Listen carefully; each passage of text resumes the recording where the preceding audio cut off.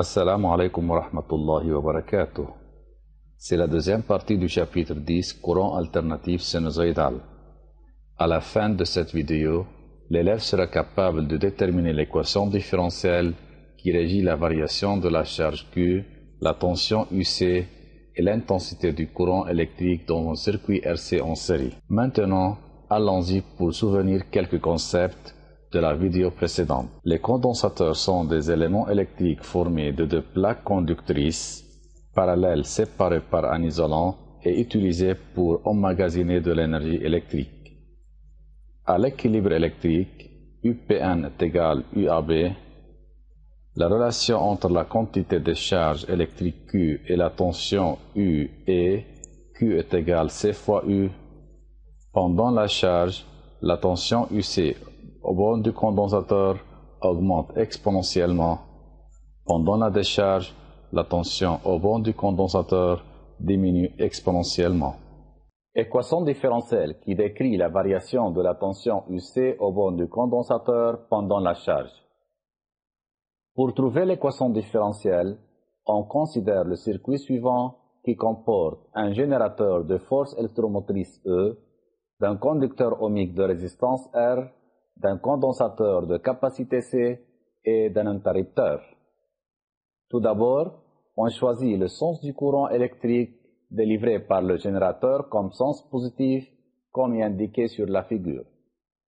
D'après la loi d'addition de tension, on a UAB égale UAM plus UMB, où UAB est égal à UG, la tension au bord du générateur, UAM est égal à UR, qui est la tension au bord du conducteur ohmique, et UMB est égal à UC, qui est la tension au bord du condensateur. Alors, E sera égal UC plus RI, avec Q est égal C fois UC, et I est égal dQ sur dt. dQ sur dt est positif, puisque Q représente la quantité de charge électrique sur la plaque positive M. Donc, I est positif, car il est dans le sens choisi positif, alors I est égal C fois DUC sur dt. On remplace I par C DUC sur dt, l'équation sera E égale UC plus RC fois DUC sur dt.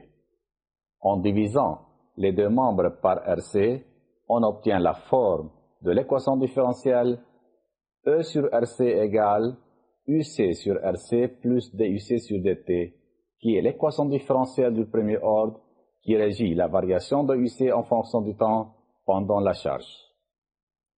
Solution de l'équation différentielle. La solution de l'équation différentielle précédente est UC égale E facteur 1 moins E moins T sur tau, où E représente la force électromotrice du générateur et elle est la tension maximale atteinte au bord du condensateur, et tau égale RC, qui est la constante du temps du circuit RC, qui est une caractéristique du circuit RC en série. La fonction de UC est une fonction exponentielle et représentée par le graphe suivant, qui est formé de deux parties, régime transitoire et régime permanent, où le régime transitoire représente la phase lorsque UC est variable, c'est-à-dire UC est croissant, et le régime permanent représente la phase lorsque UC atteint sa valeur maximale E. Vérification de la solution de l'équation différentielle. Pour vérifier la solution de l'équation différentielle, on doit remplacer l'expression de UC et de sa dérivée par rapport au temps dans l'équation différentielle. Alors, UC égale E facteur 1 moins E moins T sur tau, qui sera égal à E moins E fois E moins T sur tau. Et la dérivée de UC par rapport au temps sera DUC sur dt égale E sur tau fois E moins T sur tau, en tenant compte que la dérivée de EU est U' fois EU. Substituant les deux expressions dans l'équation différentielle, on obtient E sur RC égale E facteur 1 moins E moins T sur taux sur RC plus E sur taux fois E moins T sur taux. En développant la relation E facteur 1 moins E moins T sur taux, on obtient E sur RC égale E sur RC moins E sur RC E moins T sur taux plus E sur RC E moins T sur taux. Donc, en simplifiant, on obtient E sur RC égale E sur RC, donc l'équation est vérifiée. On veut étudier la tension UC pour quelques valeurs particulières en utilisant l'expression de UC obtenue à partir de l'équation différentielle où UC est égal E facteur 1 moins E moins T sur taux. Pour T égale à 0, UC sera égal à E facteur 1 moins E moins 0 sur taux égale à E facteur 1 moins 1 égale à 0 volts. Alors, pour T égale à 0, la tension au bord du condensateur pendant la charge est toujours égale à 0. Pour T égale à taux, UC sera égal à E facteur 1 moins E moins taux sur taux égale à E facteur 1 moins 0,37 ou E à la puissance moins 1 égale à 0,37. Par suite, UC sera égal à 0,63 E. Cela veut dire que la tension au bord du condensateur à T égale à taux pendant la charge est 63% de la valeur de E.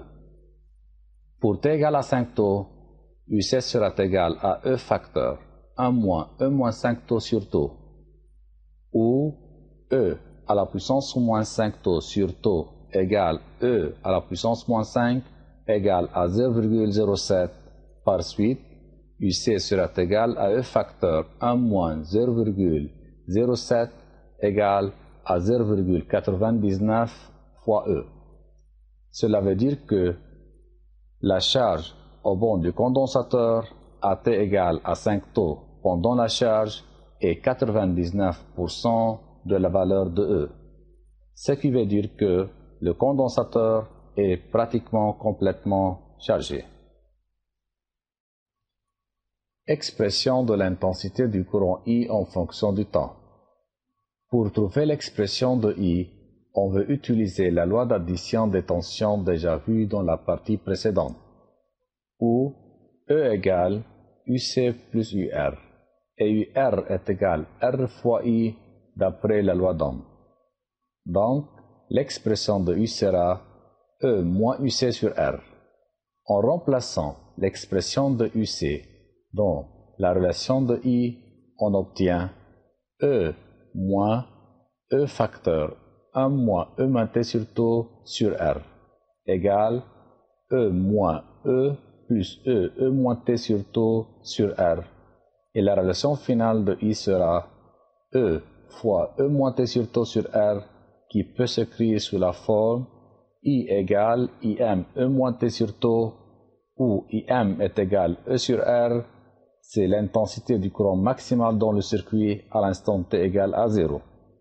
Et la fonction de I est une fonction exponentielle décroissante et représentée par le graphique suivant, où, pour T égale à taux, l'intensité du courant est égale à 37% de l'intensité maximale du courant IM. La constante du temps taux durant la phase de charge. Comment peut-on déterminer la pente de la tangente à la courbe UC à T0 égale à 0? Pour trouver la pente de la tangente à la courbe UC, on utilise deux méthodes.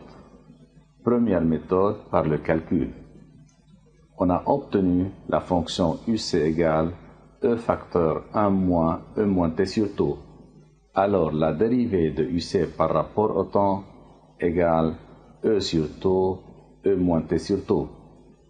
Pour T0 égale à 0, DUC sur DT à T0 égale à 0 égale E sur taux, qui représente la pente de la tangente à la courbe UC à T0 égale à 0. Deuxième méthode, graphiquement.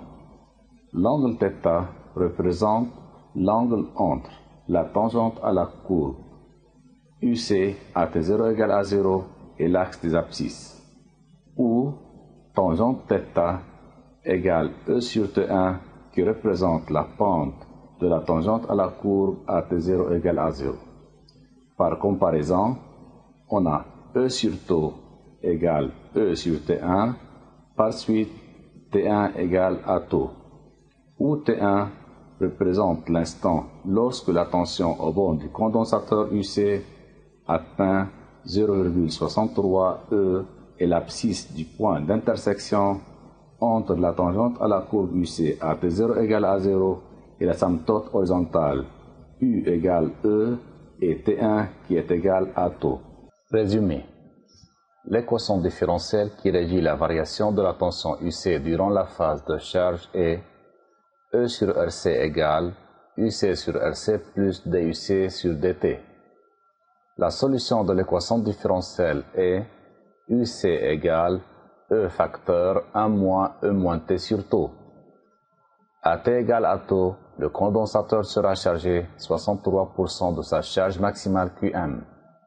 À T égale 5 τ, le condensateur se charge 99% de la charge maximale Qm.